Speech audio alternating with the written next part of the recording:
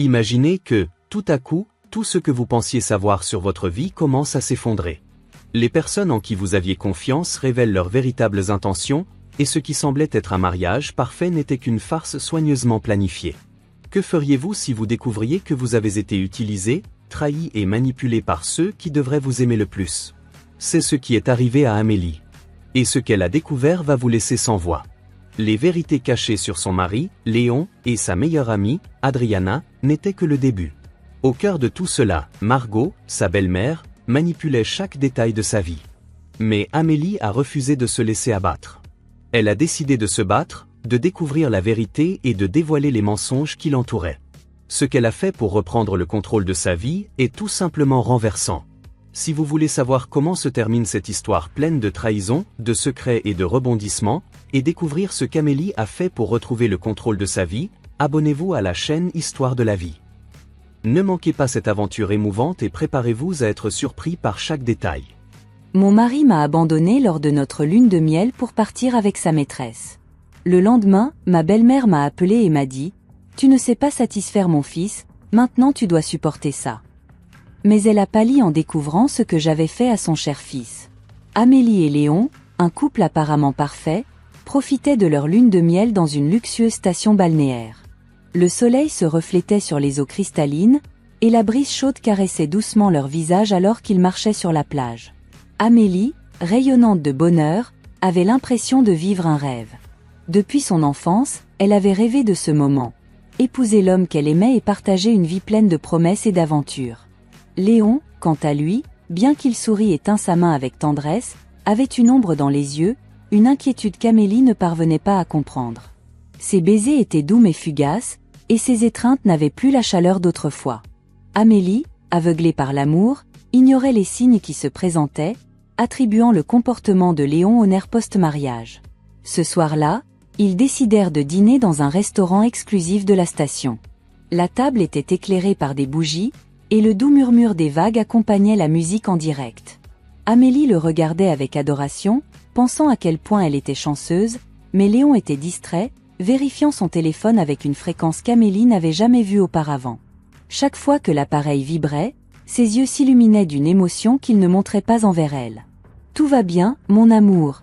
demanda Amélie, essayant de paraître insouciante. « Oui, chérie, juste du travail » répondit Léon, esquissant un sourire qui n'atteignit pas ses yeux. Il changea rapidement de sujet, évitant toute conversation qui approfondirait son inquiétude. Le dîner continua, mais l'atmosphère devint tendue. Amélie tenta d'ignorer le sentiment d'inconfort qui commençait à s'installer dans son cœur. Elle s'efforça de profiter du repas et des détails romantiques, mais quelque chose dans l'attitude de Léon la rendait nerveuse.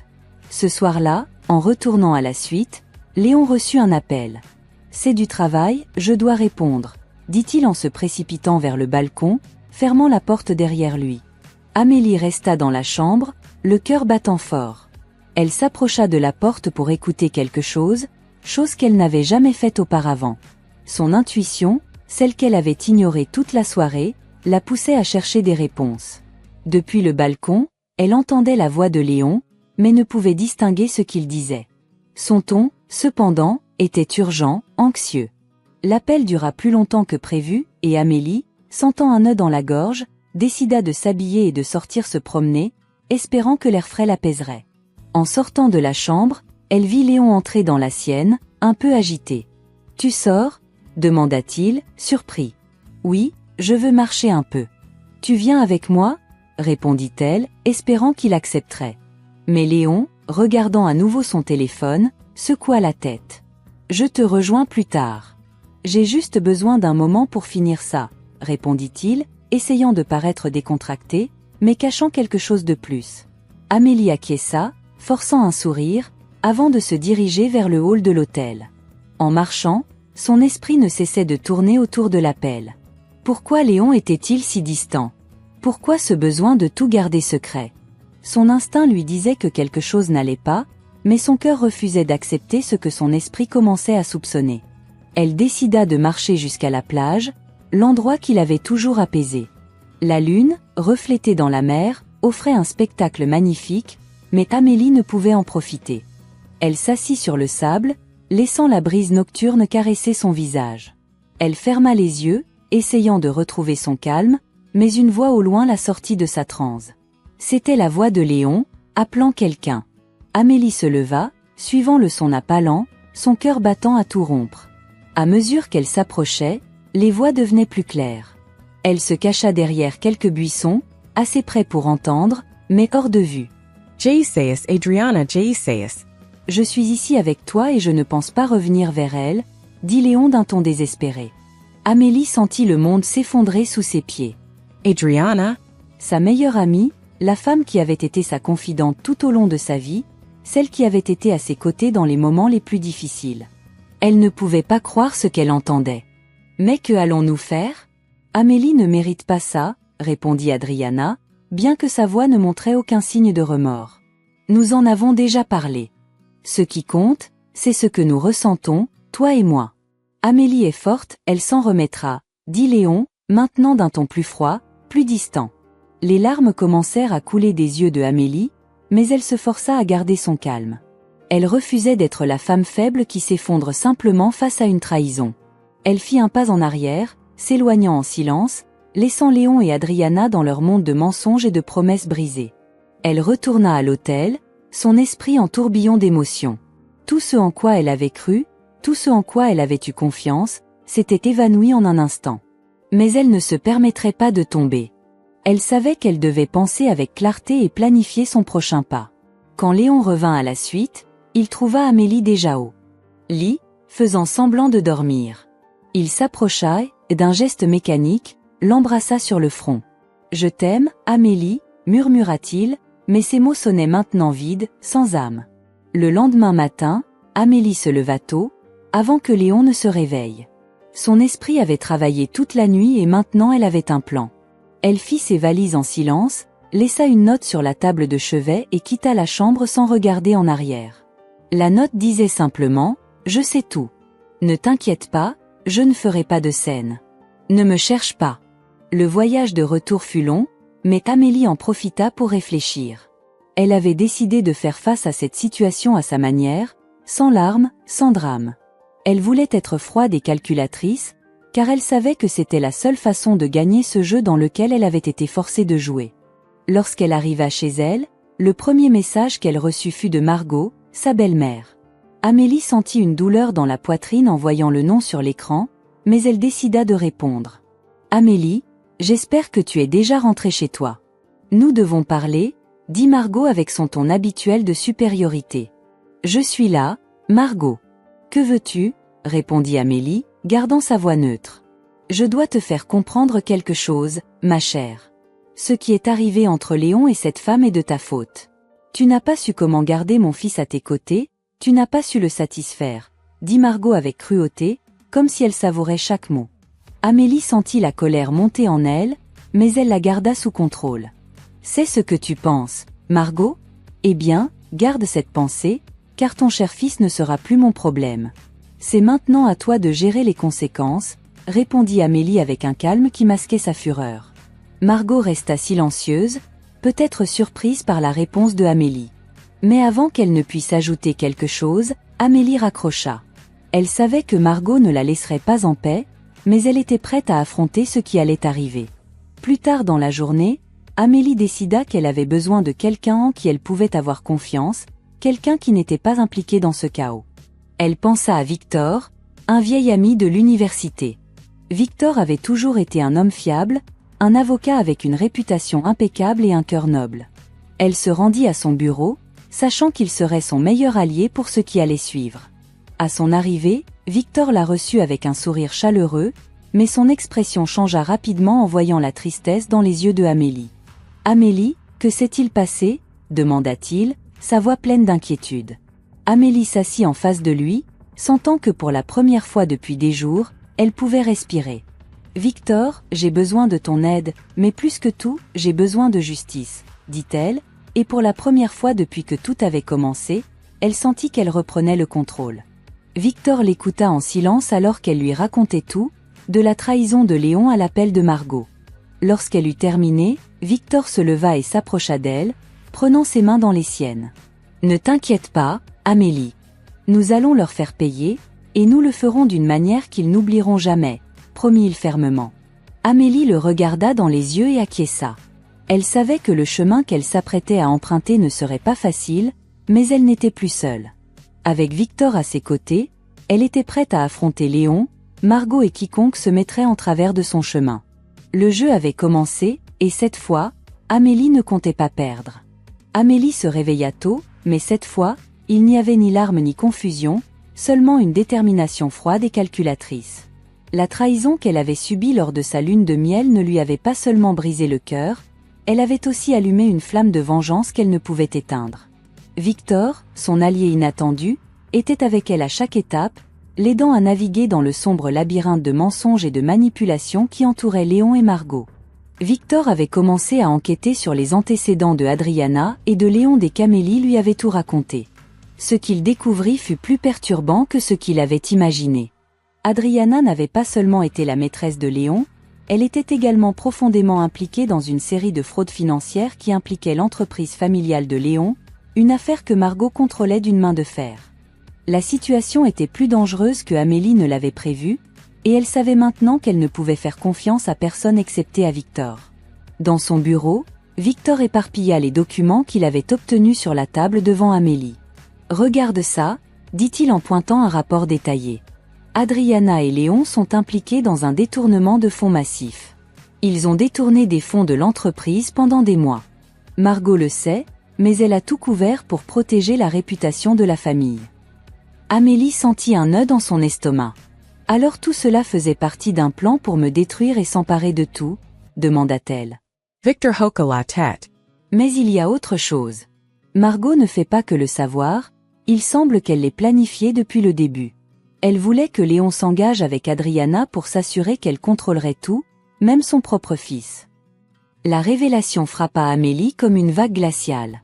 Margot, la femme qui avait toujours prétendu être une belle-mère traditionnelle et attentionnée, était en réalité une manipulatrice qui avait orchestré la destruction de son mariage.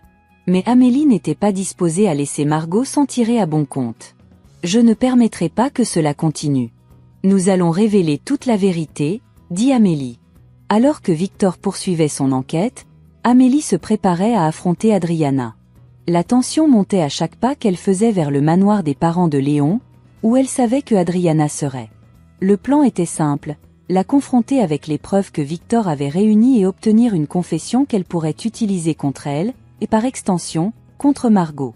À son arrivée, Adriana l'accueillit avec un rire faux, feignant la surprise de sa visite. « Amélie, je ne m'attendais pas à te voir si tôt. Qu'est-ce qui t'amène ici ?» dit-elle d'une voix mielleuse que Amélie trouvait répugnante. « Je suis venue te parler, Adriana. Il y a des choses que nous devons clarifier, » répondit Amélie d'un ton qui ne laissait place à aucune objection. Adriana l'invita à entrer, mais Amélie refusa d'entrer dans la maison. Elle voulait que tout se fasse à la lumière du jour, sans ombre pour se cacher. « Ici, ça ira, » dit-elle. « Ça ne prendra pas longtemps. » Amélie sortit les documents que Victor avait préparés et les posa devant Adriana. « Tu sais ce que c'est, n'est-ce pas ?» Adriana prit les papiers, essayant de garder une expression impassible, mais ses yeux la trahirent. « Je ne sais pas de quoi tu parles, Amélie, » mentit-elle, bien que sa voix ait légèrement tremblé. « Bien sûr que tu le sais.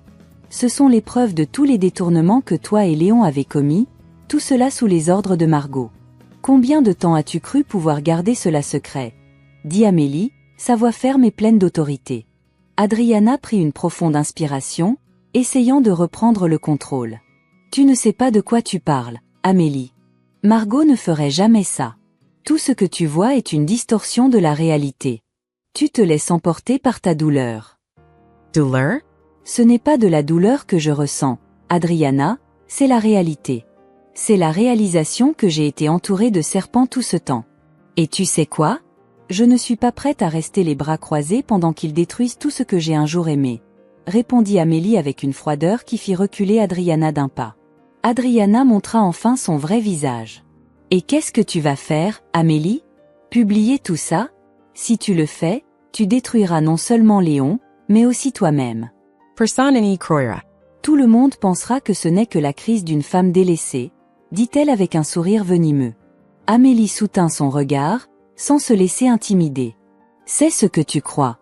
Mais la vérité finit toujours par éclater, Adriana, et quand ce sera le cas, il n'y aura nulle part où te cacher, ni pour toi, ni pour Margot.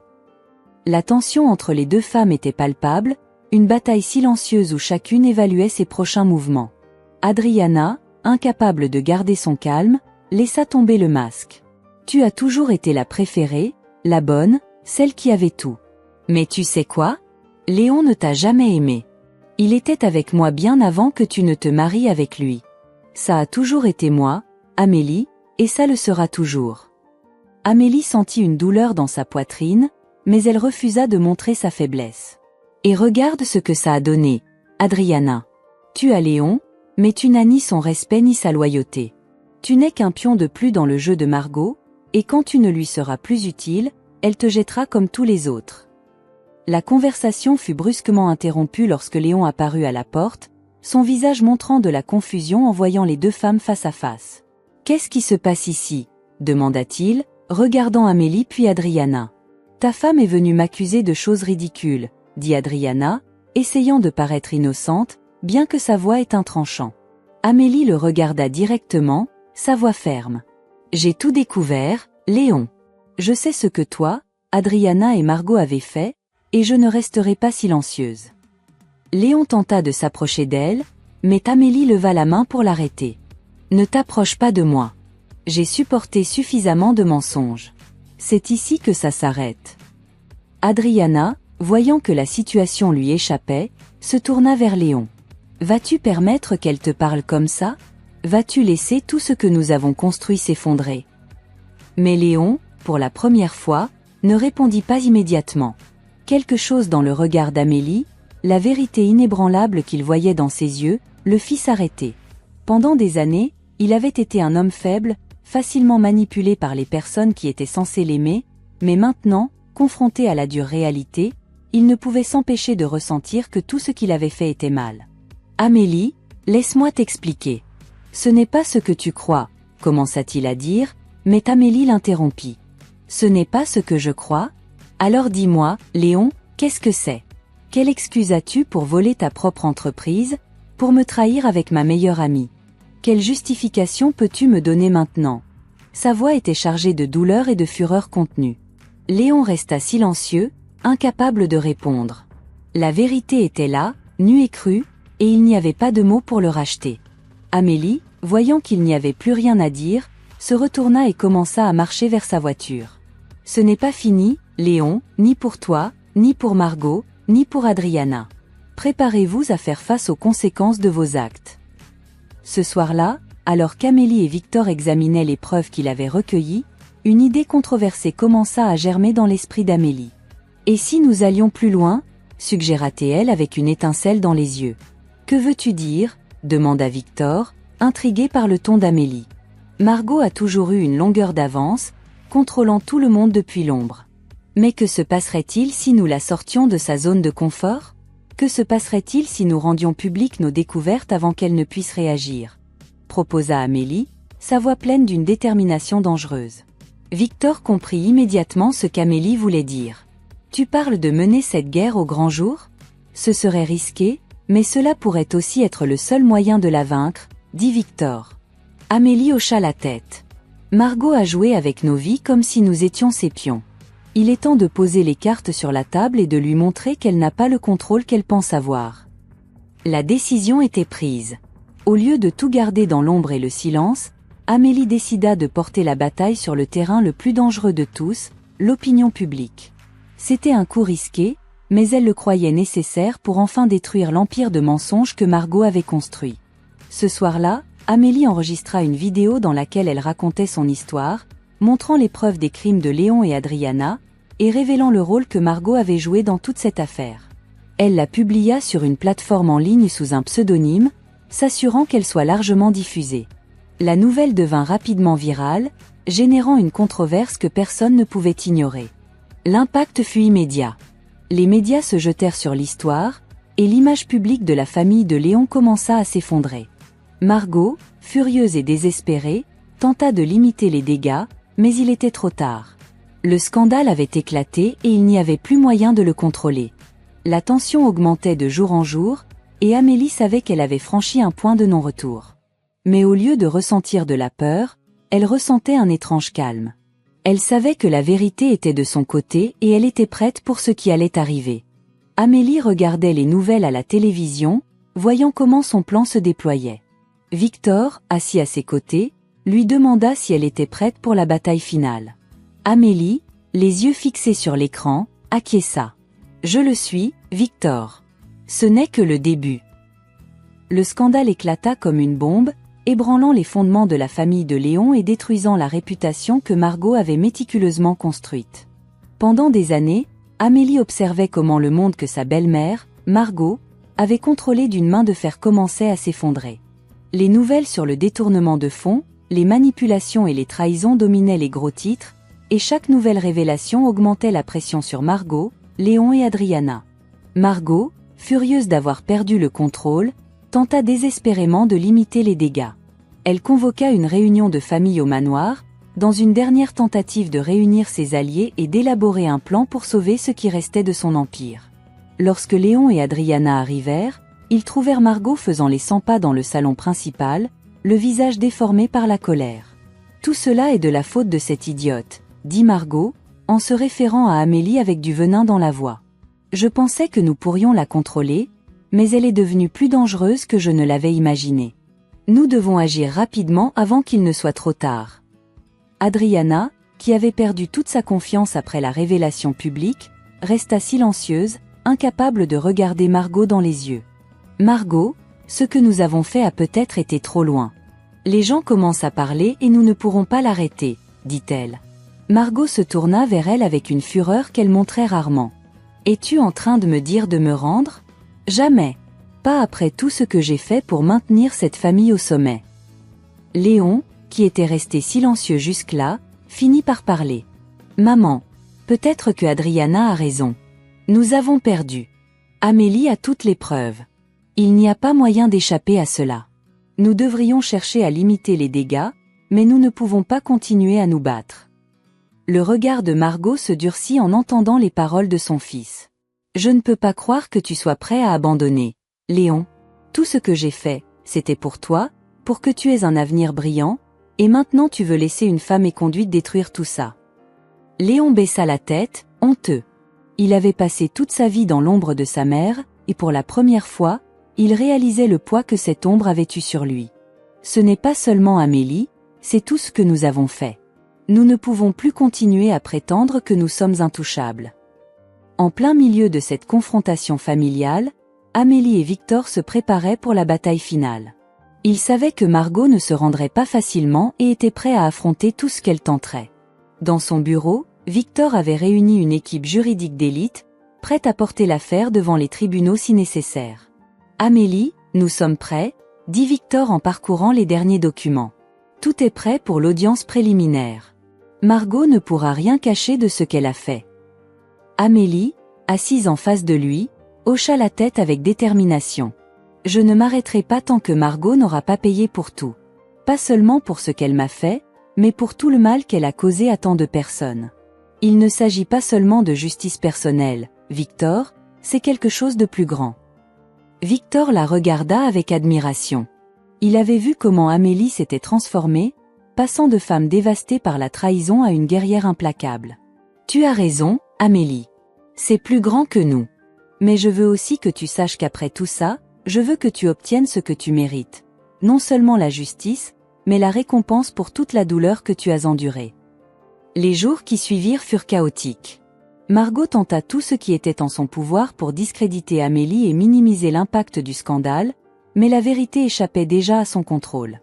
Les preuves de Victor étaient irréfutables, et chaque tentative de Margot pour changer la narration échouait lamentablement. Le jour de l'audience arriva, et la tension dans la salle d'audience était palpable. Margot, avec une attitude hautaine, tenta de conserver sa dignité tandis que les avocats d'Amélie présentaient les preuves. Mais au fur et à mesure que l'affaire progressait, il devint clair que Margot était acculée. Le juge, après avoir entendu les témoignages et examiné les preuves, ordonna que Margot et Léon soient poursuivis pour fraude, détournement de fonds et conspiration. Adriana, qui avait collaboré avec les autorités dans une tentative désespérée de réduire sa peine, fut condamnée à la prison. Margot, cependant, ne montra aucun remords. Sa fierté et sa haine envers Amélie étaient évidentes dans chaque regard qu'elle lui lançait. Mais le plus controversé était encore à venir. Victor avait préparé une surprise à laquelle personne ne s'attendait.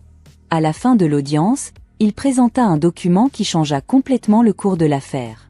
Il s'avéra que Margot avait signé, des années plus tôt, un accord prénuptial secret garantissant à Amélie une part importante des biens familiaux en cas de divorce, un accord que Margot n'avait jamais révélé à Léon, ni même à Adriana.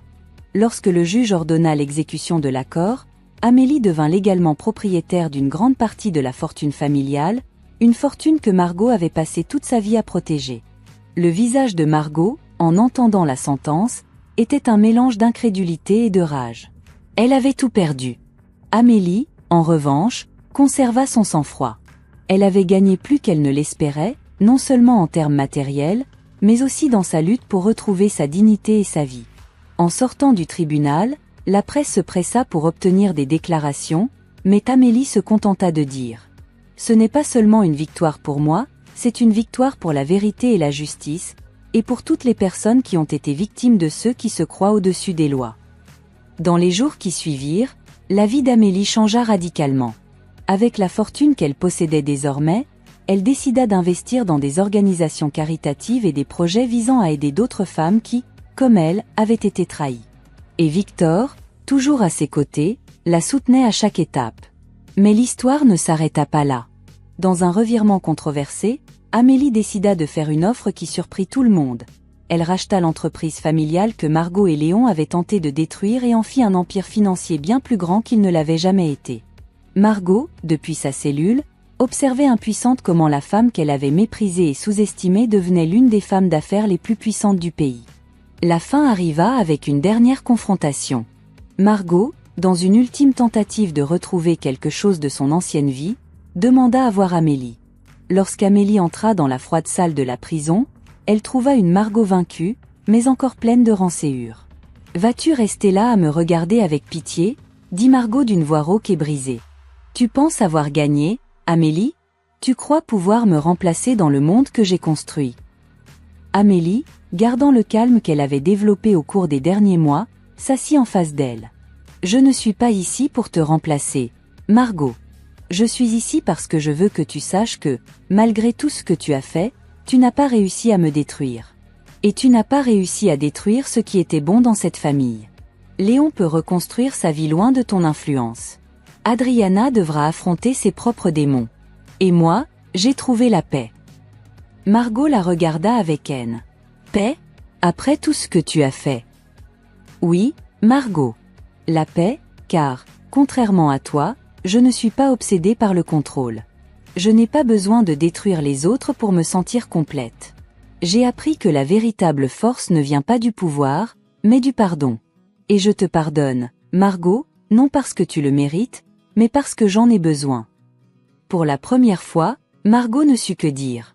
Amélie se leva, prête à partir. Mais avant de sortir, elle regarda une dernière fois Margot. « Ton temps est terminé, Margot. Le mien ne fait que commencer. » L'histoire se termine avec Amélie tournant son regard vers l'avenir, une femme plus forte et plus puissante qu'elle ne l'aurait jamais imaginé. Elle avait retrouvé sa vie, sa dignité, et possédait maintenant une fortune qu'elle utilisait non seulement à son avantage, mais aussi pour aider les autres. Le passé était derrière elle, et Amélie était prête à écrire un nouveau chapitre, un chapitre où elle avait le contrôle, mais cette fois, de la meilleure façon possible. Amélie quitta la froide salle de la prison d'un pas décidé. Le bruit de la porte en acier se refermant derrière elle résonna comme le coup final dans la vie de Margot, la femme qui, pendant si longtemps, avait tenté de la détruire. Elle avait récupéré bien plus que ce qu'elle avait pensé possible. Sa dignité, sa vie, et une partie de l'empire que Margot avait bâti sur des mensonges. Cependant, Amélie savait que cette victoire ne concernait pas seulement l'argent ou le pouvoir. Elle avait appris une leçon plus profonde sur le contrôle et la liberté, et était désormais prête à aller de l'avant. Mais, comme la vie le montre souvent, les fins ne sont jamais aussi simples. Les semaines passèrent, et Amélie se concentra sur ses nouveaux projets philanthropiques, aidant des femmes qui avaient été trahies ou abusées émotionnellement, comme elle l'avait été. Sa nouvelle fondation, Femmes Renouvelées, commença à attirer l'attention nationale. Elle avait transformé sa douleur en quelque chose de positif, et cela la faisait se sentir épanouie. Avec Victor à ses côtés, elle se sentait plus forte que jamais, non seulement comme femme d'affaires, mais aussi comme femme. Un jour, alors qu'elle examinait des documents dans son bureau, Victor entra avec une expression inhabituelle sur le visage.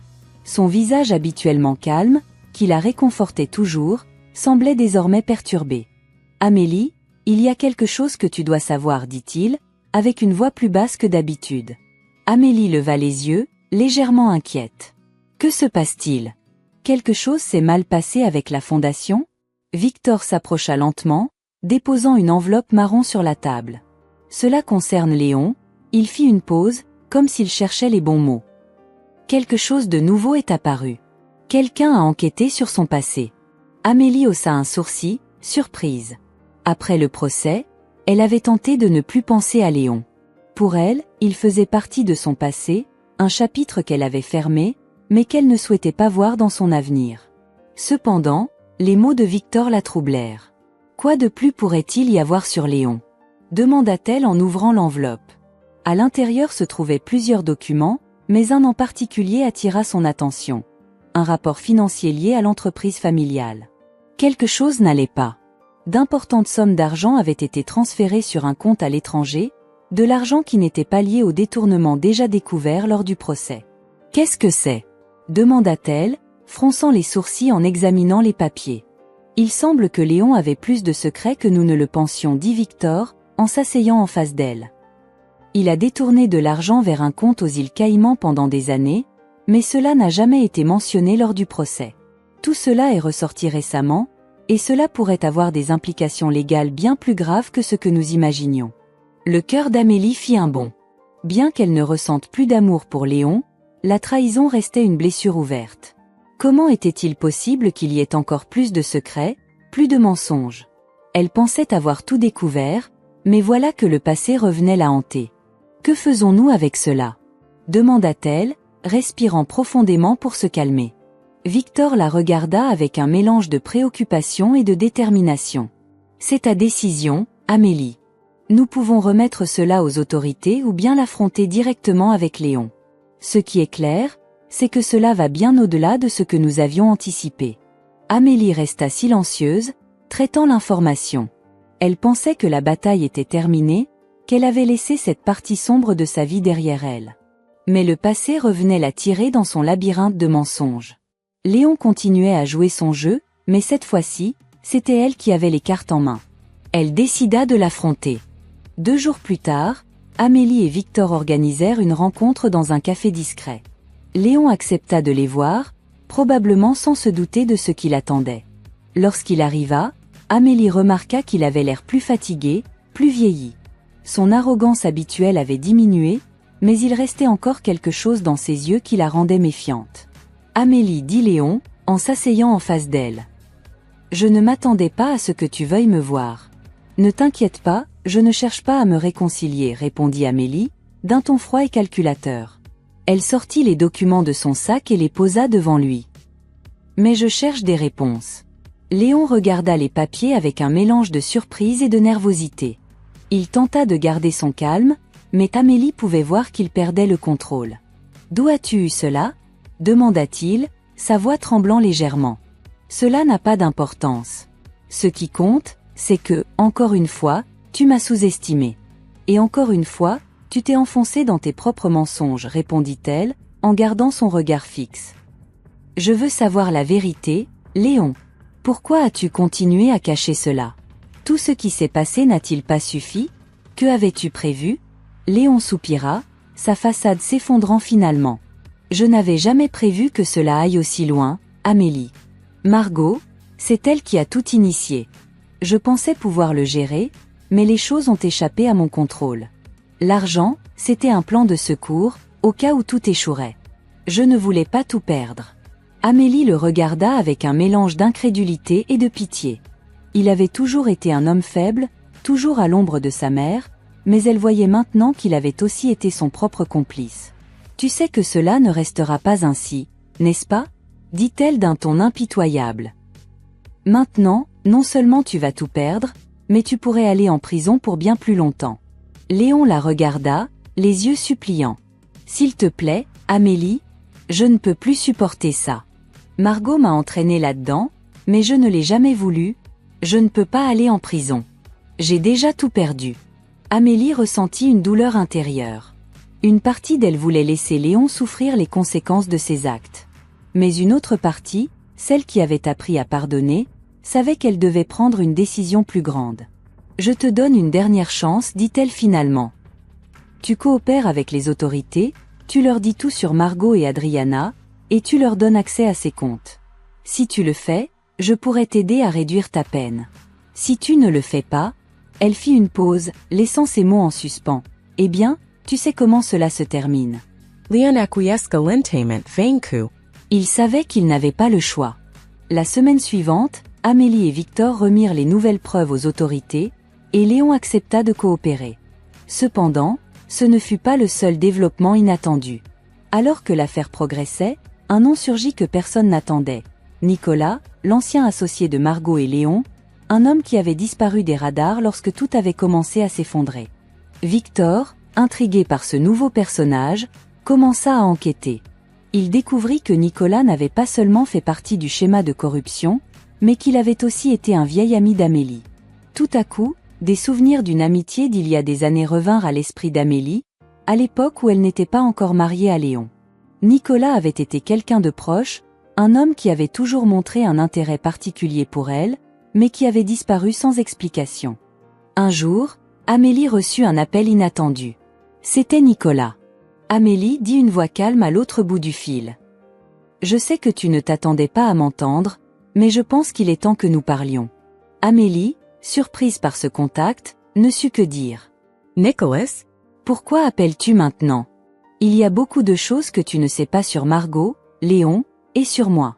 Et je pense qu'il est temps que tu connaisses toute la vérité. » Amélie raccrocha, sachant que quelque chose de plus grand approchait. Ce qu'elle pensait être la fin n'était que le début d'une nouvelle intrigue, une intrigue qui l'amènerait plus profondément dans le réseau de mensonges et de trahisons que Margot avait tissé pendant des années.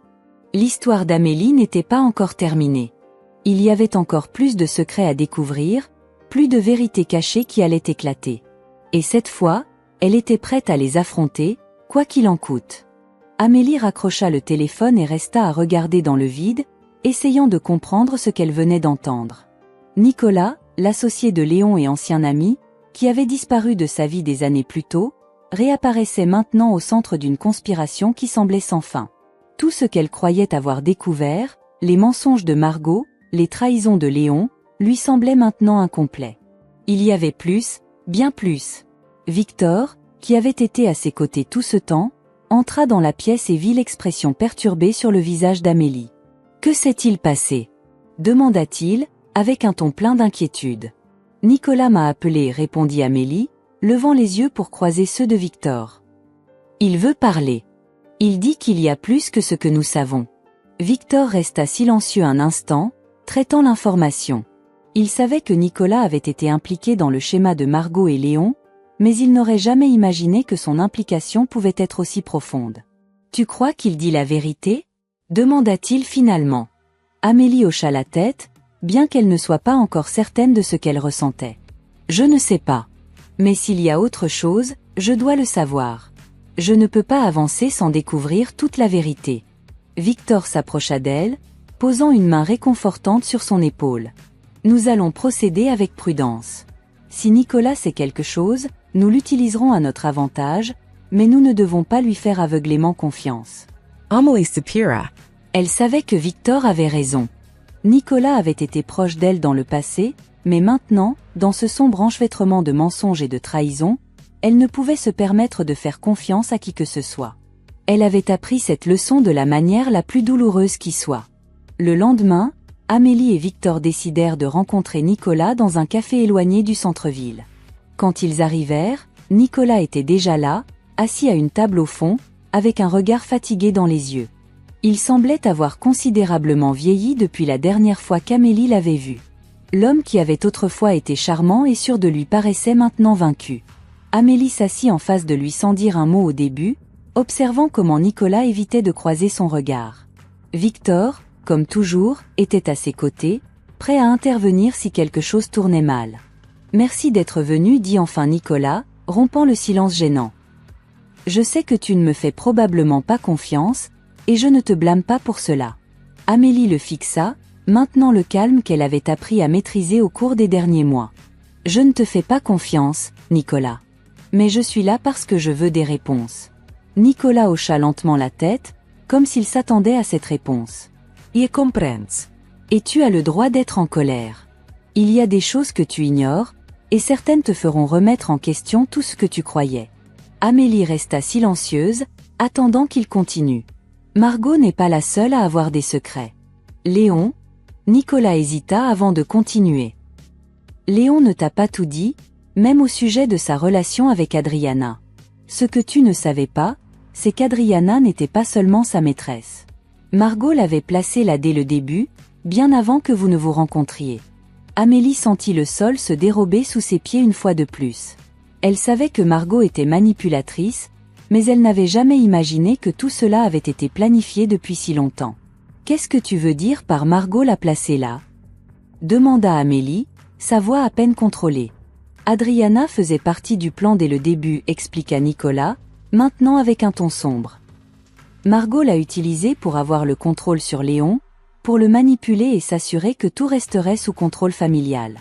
Même ton mariage, Nicolas fit une pause, visiblement mal à l'aise. Margot l'a organisé pour que tu sois piégé, tandis qu'elle tirait les ficelles dans l'ombre. Amélie serra les poings sous la table. Elle avait soupçonné que Margot avait joué un grand rôle dans la ruine de son mariage, mais entendre la confirmation que sa relation avec Léon avait été une mascarade depuis le début lui infligeait une blessure bien plus profonde que ce qu'elle avait anticipé. « Pourquoi me dis-tu cela maintenant ?» demanda Amélie, le regardant dans les yeux pour la première fois depuis qu'elle était arrivée. « Que attends-tu de moi ?» Nicolas se pencha en avant, son expression plus sincère que jamais. « Parce que Margot m'a aussi trahi. J'étais son pion, tout comme Léon, tout comme toi. Et maintenant, je veux aider à détruire ce qu'elle a construit. J'ai besoin de ton aide, Amélie. Mais je sais aussi que seul toi peux mettre fin à tout cela. » Amélie resta silencieuse, traitant ce que Nicolas venait de dire. Elle savait qu'elle ne pouvait pas entièrement lui faire confiance, mais elle comprenait aussi que c'était une étape de plus vers la vérité. Une vérité qui, enfin, la libérerait de tout ce que Margot avait construit pour la détruire. Amélie resta silencieuse pendant un long moment. Les mots de Nicolas résonnaient dans son esprit comme un écho persistant, la replongeant dans la toile de mensonges que Margot avait tissée. Adriana avait-elle vraiment fait partie de tout cela depuis le début? Margot avait-elle manipulé même son mariage? Amélie se sentait piégée dans un cycle sans fin de trahison et de manipulation. Victor, qui avait observé attentivement l'échange entre Amélie et Nicolas, rompit finalement le silence. Si tout cela est vrai, ce n'est pas seulement un jeu de pouvoir familial. Margot utilise les gens comme des pions depuis des années. Détruire son empire ne suffira pas, dit-il, sa voix ferme et déterminée. Amélie prit enfin la parole, sa voix mêlée de douleur et de détermination. Nicolas, si tout ce que tu dis est vrai, tu es aussi impliqué que Margot. Pourquoi devrais-je t'aider?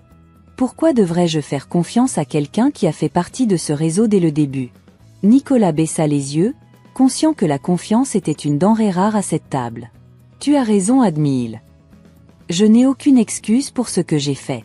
J'ai permis à Margot de me contrôler, de m'aveugler avec des promesses de pouvoir et de richesse. Mais quand j'ai compris que je n'étais qu'une de ces nombreuses pièces, il était déjà trop tard. J'ai essayé de fuir, c'est pour ça que j'ai disparu. Mais maintenant, je veux me racheter, je veux la détruire de l'intérieur. Amélie l'observa attentivement, évaluant chaque mot, chaque geste. Elle sentait que Nicolas ne mentait pas, mais la trahison qu'elle avait subie la rendait méfiante de tout le monde. Pourtant, elle savait que si elle voulait en finir définitivement avec Margot, elle aurait besoin de toutes les armes possibles. Très bien, dit Amélie finalement. Je te donne le bénéfice du doute pour l'instant. Mais si à un moment je sens que tu me mens ou que tu essaies de me manipuler, tout s'arrête, compris? Nicolas hocha la tête, soulagé. E comprends. Et je te promets que je ne te décevrai pas. Amélie continua de le regarder, toujours avec méfiance, mais elle avait pris une décision. Elle ne pouvait pas laisser Margot continuer à contrôler les vies de ceux qui l'entouraient. La bataille n'était pas encore terminée. Alors, Que fait-on maintenant? Demanda Victor, orientant la conversation vers la prochaine étape. Nicolas se redressa, prenant une profonde inspiration avant de continuer. Margot a encore plus de secrets, et beaucoup ne sont pas encore sortis au grand jour. Quand tout a commencé à s'effondrer, elle a caché une partie de sa fortune dans des comptes offshore. Je sais où ils sont et je sais comment nous pouvons les exposer.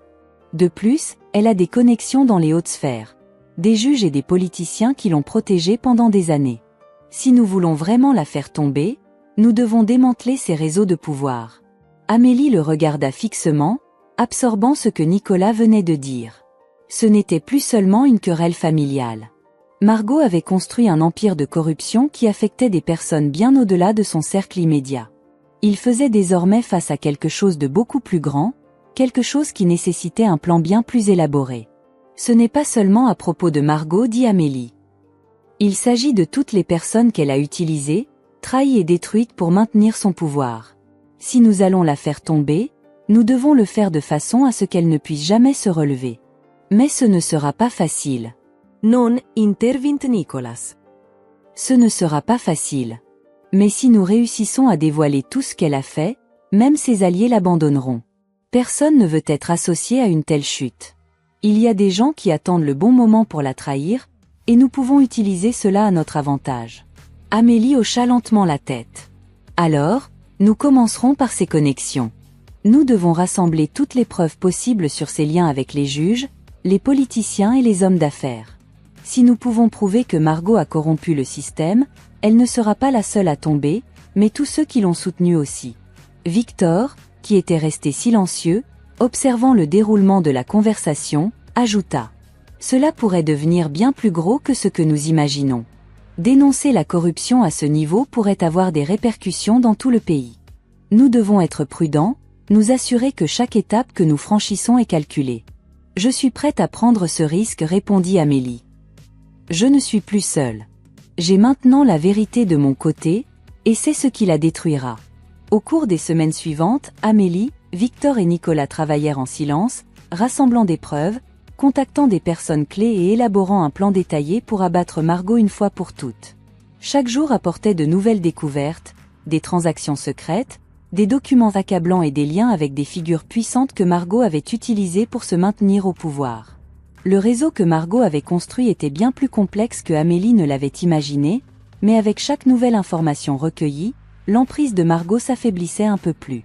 Nicolas, bien qu'il ait été initialement impliqué dans le plan, devint un allié clé. Sa connaissance des mouvements de Margot et son habileté à décrypter les détails financiers complexes permirent à l'équipe de découvrir des preuves que même Victor n'avait pas anticipées. Un soir, alors qu'il examinait une série de transactions dans la maison d'Amélie, Victor leva les yeux avec un sourire triomphant. « Voilà, dit-il en pointant un document. Voici la connexion que nous cherchions.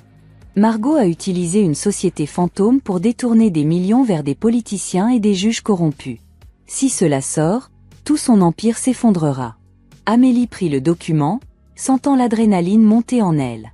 Ils étaient allés si loin, et maintenant, ils avaient enfin ce qu'il fallait pour détruire Margot une fois pour toutes. « Il est temps, dit-elle, regardant Victor et Nicolas. Rendons cela public. » Et ainsi, avec un simple clic, le destin de Margot fut scellé. Toutes les informations, toutes les preuves, tout ce que Margot avait tenté de cacher pendant des années fut révélé. Les nouvelles se répandirent rapidement, et le scandale éclata immédiatement. Les alliés de Margot, qui l'avaient protégée jusqu'alors, commencèrent à l'abandonner, craignant d'être entraînés dans sa chute. L'empire de Margot, bâti sur des mensonges et des manipulations, s'effondrait, et cette fois, il n'y avait plus rien qu'elle puisse faire pour l'arrêter.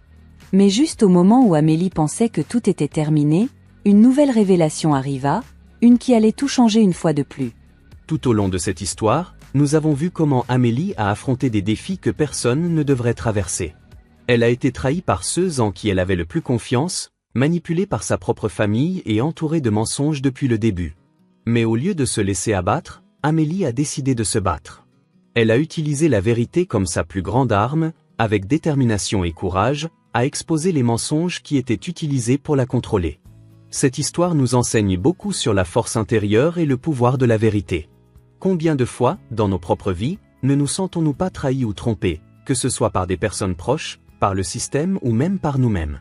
Mais, tout comme Amélie, nous avons la capacité de décider comment réagir face à ces situations.